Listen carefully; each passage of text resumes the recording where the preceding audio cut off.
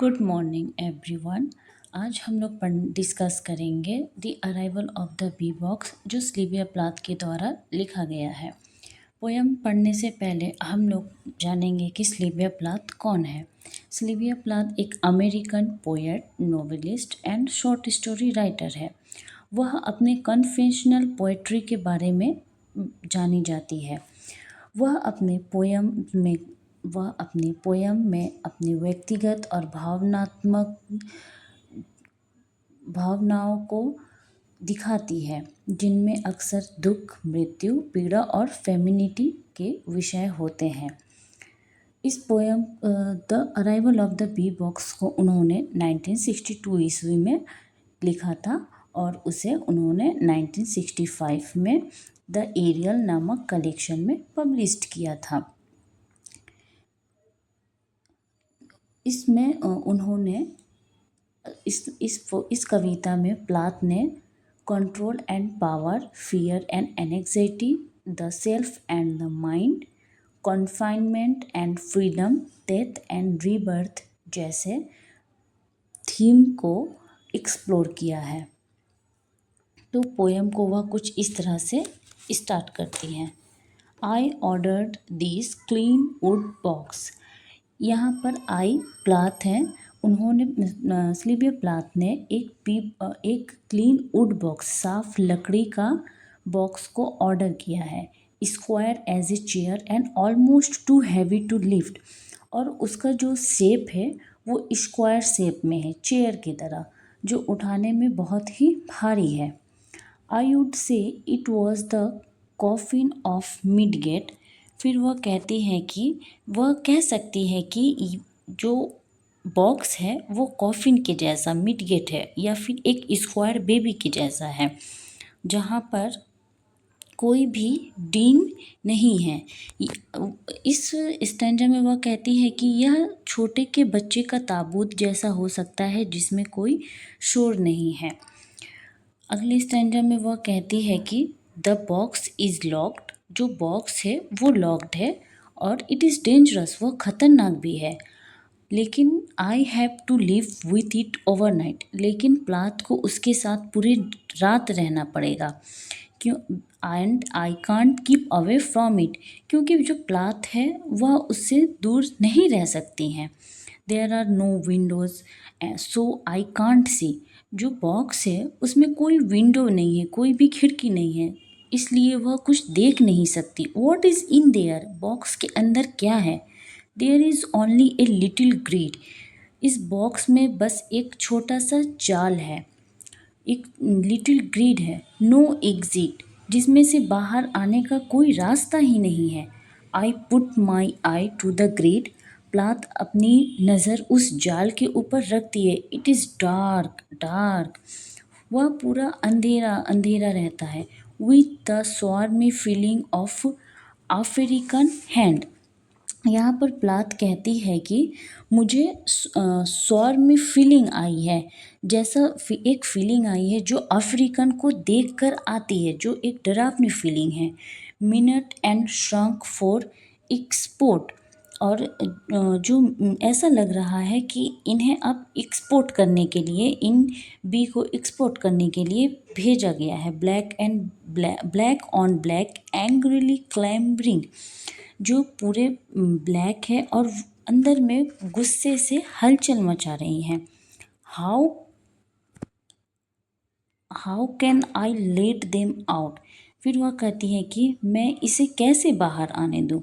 It is the noise that appals me most of. ये एक ऐसा शोर है जो मुझे बहुत ही डरा रहा है।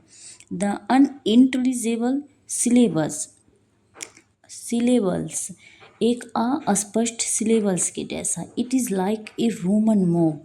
ये एक ऐसा शोर है जो रोमन मोब के जैसा लग रहा है।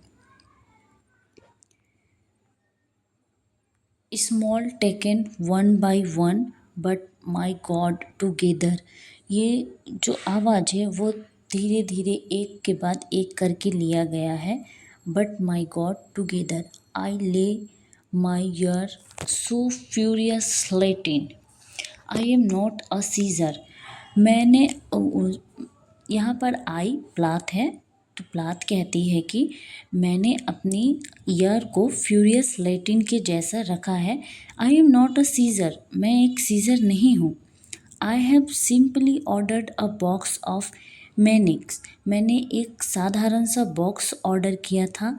दे कैन सेंट बैक, वे लोग वापस जा सकते हैं। दे कैन डाई, वे लोग मर सकते हैं। I need feed them nothing, मैं उन्हें कुछ खाने के लिए नहीं दे सकती हूँ, नहीं दूंगी तो वह मर जाएंगे। आई एम द ऑनर, मैं इसकी मालकिन हूँ। आई वंडर, मुझे परेशानी हो रही है। हाउ हंग्री दे आर, वो लोग कितने भूखे हैं। I wonder if they would forget me, अगर वे लोग मुझे भूल गए तो।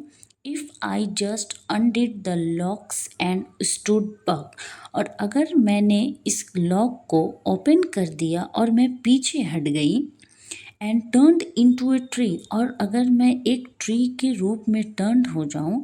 देयर इज ए लेबरनम, यहाँ पर लेबरनम एक पॉइजन ट्री है।